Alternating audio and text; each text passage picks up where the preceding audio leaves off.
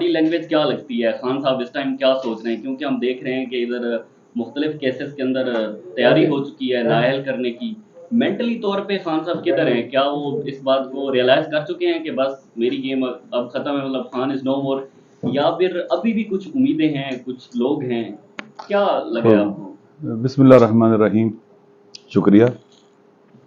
میں دراصل عید کے اگلے دن خان صاحب سے ملنا چاہتا تھا، لیکن وہاں کسی سے رابطہ نہیں ہو پا رہا تھا تاکہ میں وہاں جاؤں ملنے، اس لیے دو چار دن بعد گیا وہاں پر، کیونکہ بالآخر یہ خان صاحب سے عید ملنا چاہیے تھی، عید پہ جانا چاہیے تھا.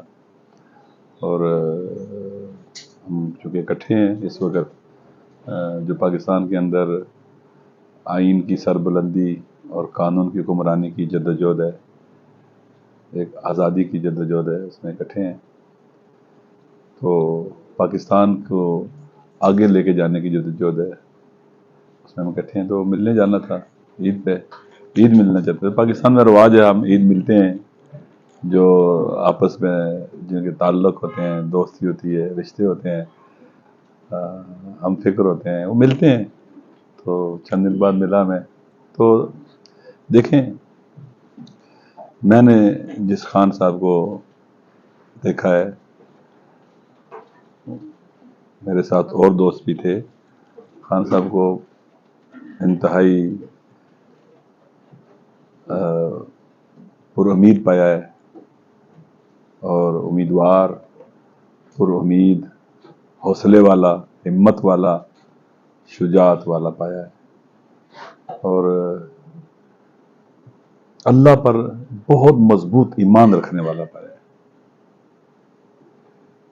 میں پہلے بھی ایک جگہ کہیں کہا ہے میں نے کہ میں اہل تشیع ہوں اور ایک دینی طالب علم ہوں. میں بڑے بڑے لوگوں سے ملا ہوں، زندگی میں ایک وسیع تجربہ ہے، خود بھی ابھی 64 سال کا ہونے والا ہوں، تجربے ہیں. میں نے بہت کم لوگ دیکھے ہیں اس طرح سے سیاست دانوں کے اندر، اور جو لیڈرز ہیں ان کے اندر. لا الہ الا اللہ خان صاحب کا جملہ ہے. جب کہہ دیا لا الہ الا اللہ تو پھر اس کا معنی ہے کہ میں کسی کی غلامی قبول نہیں کرتا، میں آزاد ہوں، میں کسی کے آگے سر نہیں جھکاتا، طاقت کے آگے سر نہیں جھکاؤں گا، ظلم کے آگے سر نہیں جھکاؤں گا. لہذا جو بندہ لا الہ الا اللہ کہہ کر آزاد ہو جائے ہر قسم کی اسیری اور غلامی سے، اور ہر قسم کے خوف اور ڈر سے آزاد ہو جائے، تو پھر اس کو کوئی شکست دے سکتی دنیا کی طاقت؟ جسے پرواہ نہ ہو مرنے سے، کوئی خوف نہ ہو. عام طور پر لوگ یہ جو کمپرومائز کرتے ہیں، آپ نے دیکھا ہوگا ہمارے سیاستدانوں کی گزشتہ ماضی کی تاریخ، اپنے مال کی وجہ سے کمپرومائز کرتے ہیں، یا وہ اپنی جان بچانے کے لیے کمپرومائز کرتے ہیں. یعنی دنیاوی منافع اور مقاصد جو کیا کہتے ہیں کہ فائدے ہوتے ہیں، ان کے لیے وہ کمپرومائز کرتے ہیں. چونکہ جب وہ ان کے پاس پاور آتی ہے تو آپ دیکھتے ہیں کہ وہ کارخانے لگاتے ہیں، فیکٹریاں لگاتے ہیں، وہ اپنے اقربا پروری میں بھی انتہاؤں کو جاتے ہیں.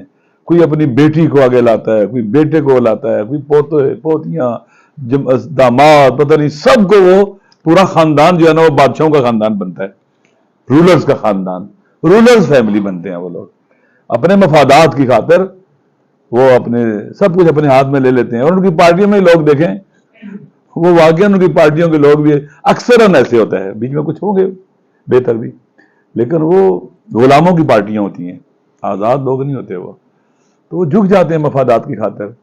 کہ خان صاحب نے حکومت کی ہے، کوئی کارخانہ نہیں لگایا ہے، کارخانہ لگایا، کوئی بینک بیلنس بنایا ہے، کوئی پاکستان سے باہر جا کے کوئی فلیٹس خریدے ہیں، کچھ کیا خان صاحب نے؟ ایسا نہیں کیا ہے. نہ اپنے بچوں کے لیے کچھ کر رہے ہیں کہ اپنے بچوں کو فائدہ پہنچانا ہے. جو وطن سے محبت کرنے والا انسان ہو اور آزاد ہو جائے ہر قسم کے خوف سے، اس کو کوئی نہیں ڈرا سکتا. معذرت کے ساتھ لوگ کہتے ہیں کہ توشہ خانہ کی گھڑیاں خان صاحب نے بیچی ہیں. اب دیکھیں، یہ جو توشہ خانہ کا اس طرح کے معاملات ہیں، آپ نے دیکھا ہوگا کہ توشہ خانہ کی ہسٹری اور تاریخ کا مطالعہ کریں، ٹھیک ہے، اور اس میں دیکھیں کہ کیا کچھ نہیں ہوا وہاں پر، درست ہے۔ اگر وہاں سے قانون اور ضابطے کے تحت گاڑی لی گئی ہے اور لے کر وہ کسی فلاح کے کام میں خرچ کیے گئے ہیں پیسے، تو یہ بھی دیکھ رول ماڈل بن جاتا ہے کہ یار اچھے کاموں میں خرچ کرو، اپنے کے خرچ نہ کرو، درست ہے۔ ایک بندہ آپ اس کو جگہ جگہ سے پکڑنے کی کوشش کر رہے ہیں، لوگ دیکھ رہے ہیں، ان کے تمام حربے ناکام ہو گئے ہیں۔ کیوں؟ لوگوں کو اس کی سچائی نظر آتی ہے، جواں مردی نظر آتی ہے، دلیری نظر آتی ہے۔ بزدل آدمی بھی دلیر کو پسند کرتا ہے، ڈٹا ہوا ہے، تو لہذا ان کے تمام حربے ناکام ہو گئے ہیں۔ اگر حربے ناکام نہ ہوتے تو یہ 200 FIR کاٹنے کی ضرورت نہیں تھی، ہر روز FIR۔ اب تو FIR بھی اپنی اہمیت کھو بیٹھی ہے، ٹھیک ہے، کوئی اس کی اہمیت ہی نہیں رہی ہے FIR کی بھی۔ اس لیے عمران خان کو جب میں نے آخری ملاقات میں پایا، ثابت قدم پایا ہے، استوار پایا ہے، ہمت والا پایا ہے، حوصلے والا پایا ہے، ویژنری بھی پایا ہے۔ لگتا ہے تاریخ کا مطالعہ بھی کرتے ہیں، قرآن کا مطالعہ بھی کرتے ہیں، ان کی باتوں سے لگتا ہے۔ تو میرے خیال میں اور عوام بھی دیکھیں، پاکستان کے عوام کو سلام، ہر سروے میں لوگوں کی اکثریت کس کی حامی ہے؟ عمران خان کی۔ آپ لوگوں کو کیا اسے کہتے ہیں کہ مثلا کوشش کر کے خوفزدہ کر سکتے ہو، گھر میں بٹھا سکتے ہو، لیکن ان کے دل سے عمران خان کو نہیں نکال سکتے۔ کیوں؟ کیونکہ ان کے دلوں میں اصل وقت اور وقار کس چیز کا ہے؟ شجاعت کا، سچائی کا، ہمت کا۔ لوگ تلاش کرتے ہیں کہ ہم سچائی کی طرف جائیں، ہم بہادری کی طرف جائیں، تو وہ سچ بھی بول رہا ہے، وہ ڈٹا ہوا ہے، اس کو گولیاں ماری ہیں، وہ بھاگا نہیں ہے۔ عوام بکوڑوں کو لیڈر نہیں بناتے، عوام کی اکثریت، ہاں کچھ مفاد پرست ممکن نہ چلے جائیں، عوام کو ڈٹ جانے والا پسند آتا ہوتا ہے، درست ہے۔ لہذا عوام جو ہے کرپٹ لوگوں سے متاثر نہیں ہوتے، جان نہیں دیتے کرپٹوں کے لیے۔ ایک شخص نے حکومت کی ہے، ہاں اس کے اطراف میں لوگ ہوں گے، ممکن ہے بعض لوگوں نے گڑبڑ بھی کی ہو، تو وہ خود کیسا ہے؟ یہ تو بڑی بڑی شخصیات تاریخ میں گزری ہیں، اس کا ان کے گورنر لگایا، گورنر نے گڑبڑ کر دی، نہیں ہوتے رہے ہیں۔ تو اس طرح سے عمران خان فی نفس ہی، میں نے اس سے جب ملا ہوں تو اس کی باڈی لینگویج بھی آپ نے پوچھا ہے تو بالکل نارمل تھا مثلاً، یعنی میرے ساتھ کچھ دوست اور بھی تھے، وہ حیران ہوئے دیکھ کر کہ یہ بھی 70-72 سال کے ہیں، وہ بھی 70-72 سال کا ہے، لیکن یہ ان کو پتہ نہیں قسم قسم کی بیماریاں لگی ہوئی ہیں، قسم قسم کے مسائل ہیں، ان کے اعصابی تکلیفیں ہیں، گولیاں کھا کے سوتے ہیں، وہ بہت فٹ ہے فزیکلی بھی۔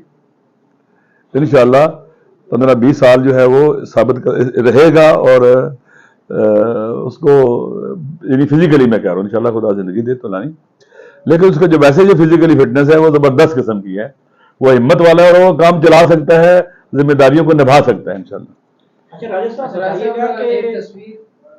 صاحب بتائیے گا کہ آرمی چیف کا جو حالیہ دورہ ہوا ہے ایران کی طرف، اور عمران خان صاحب آرمی چیف سے بھی بات کرنا چاہتے ہیں، آپ کے ایران کے جو تعلقات ہیں، کوئی برج کا کردار ادا کر رہے ہیں؟ دیکھیے میں پہلے پاکستانی ہوں، میں کوئی ایرانی نہیں ہوں، درست ہے، اور مجھے فخر ہے کہ میں پاکستانی ہوں، پاکستانی ہونے پہ فخر کرتا ہوں۔ میں نے پہلے بھی بتایا آپ کو ایک دفعہ، میری ڈیڈلی اٹیچمنٹ ہے اپنے وطن کے ساتھ۔ میرے والد ایسے تھے، جس دن پاکستان ٹوٹا تھا اس دن ان کو ہارٹ اٹیک ہوا، ان کی ڈیتھ ہو گئی تھی، 41 ایئر ایج تھی ان کی۔ تو میرے لیے فخر ہے، باعث فخر ہے کہ میں پاکستانی ہوں، انشاءاللہ اپنے وطن کی بافتخار بنائیں گے، درست۔ جہاں تک ایران کا تعلق ہے، بالآخر پاکستان کا ہمسایہ ملک ہے، 906 کلومیٹر کے قریب ان کا زمینی بارڈر ہے آپس میں، اور پاکستان اس وقت آئسولیشن میں چلا گیا ہوا ہے، ایلیمنٹ ہو چکا ہوا ہے پاکستان کی حکومت کے رابط اپنے ہمسایوں کے ساتھ بہت اچھے ہونے چاہیے، بہتر ہونے چاہیے، بہتری کی طرف جانے چاہیے۔ تو چیف صاحب حافظ جنرل عاصم منیر صاحب کا جو سفر ہے، مجھے امید ہے کہ پاکستان کے لیے بہتر ہوگا اور مفید ہوا ہوگا انشاءاللہ، اور دعا کرنی چاہیے کہ پاکستان کے حالات اپنے ہمسایہ ممالک سے بہتر ہونے چاہیے۔ البتہ اس کے لیے آپ کو پتہ ہے کہ آپ کی فارن ریلیشننگ بہت عام ہوتی ہے، آپ کی جو فارن پالیسی ہے وہ بہت عام ہوتی ہے، ٹھیک ہے، اور ڈفرینسز ہوتے ہیں، لیکن پھر ان ڈفرینسز کو مینج کیا جاتا ہے اس وقت جب آپ کا آپس میں ٹرسٹ ہوتا ہے، تو جب ٹرسٹ ڈیولپ ہو جاتا ہے نا تو بہت سے ڈفرینسز کو مینج کیا جا سکتا ہے۔ اس وقت پاکستان کا جو بلوچستان کا صوبہ ہے بہت ڈسٹرب ہے، بہت زیادہ ڈسٹرب ہے، ادھر ایران کی طرف بھی ڈسٹربنس بہت زیادہ شروع ہو گئی ہے، تو بلوچستان کو پرامن کرنے کے لیے وہاں ملنا بہت ضروری ہے۔ تو مجھے امید ہے یہ سفر انشاءاللہ پاکستان کے لیے مفید ہوگا، باقی مجھے ڈیٹیل اتنی معلومات نہیں ہے۔ کچھ انٹیلیجنس شیئرنگ کے معاہدے وغیرہ بھی سننے میں آ رہا ہے کہ ایران کے ساتھ ہوئے ہیں، کیا فیوچر میں ایران اور پاکستان دونوں کو افغانستان سے کوئی ایسے تھریٹس ہیں جس کے باعث دونوں نے انٹیلیجنس شیئرنگ کے معاہدے کیے آپس میں؟ دیکھیں بالآخر یہ علاقہ پورا اس وقت نا کئی سال سے دہشت گردی کا شکار ہے، یہاں ان ممالک کی افغانستان کو بھی ساتھ شامل کرنا چاہیے، جو سیکیورٹی کے حوالے سے انٹیلیجنس کے حوالے سے جو ریلیشننگ ہے وہ بہتر سے بہتر ہونی چاہیے تاکہ امن ہو، بے گناہ جانے ضائع نہ ہو، اور دشمن کو موقع نہ ملے خرابیاں کرنے کا، جو اس پورے ریجن کا دشمن ہے امریکہ اور اسرائیل اور ان کے الائز، اور ہمارا دشمن جو انڈیا ہے اس کو موقع نہ ملے۔ تو یہ بہت اچھی چیز ہے، جتنی بہتر سے بہتر ہو، اور ان کا ٹرسٹ بہت اہم چیز ہے، ٹرسٹ ڈیولپ ہونا چاہیے۔ ابھی ہم دیکھتے ہیں کہ پاکستان اور افغانستان میں کافی فاصلہ پیدا ہو چکا ہوا ہے، عموماً ہم جو ہے نا وہ تقریر کے ذریعے ایک دوسرے کو بات کرتے ہیں، جو ہمارے ریلیشنز ہونے چاہیے تھے کلوز، اس وقت اس طرح کے نہیں جیسے ہونے چاہیے تھے، لہذا آج پاکستان کو مشکلات ہیں، بہت نامنی پاکستان میں مختلف علاقوں میں پیدا ہو چکی ہے، جو بارڈر ایریاز ہیں افغانستان کے ساتھ بھی۔ تو یہ سیکورٹی انٹیلیجنس کے حوالے سے انفارمیشن شیئر کرنا، ایک دوسرے کے ساتھ اچھی ٹیمیں بنا کر کام کرنا، میرے خیال میں یہ پاکستان کے لیے، ایران کے لیے، افغانستان کے لیے اور پورے ریجن کے لیے ضروری بھی اور مفید بھی ہے۔ بہت شکریہ سر، تھینک یو سو مچ۔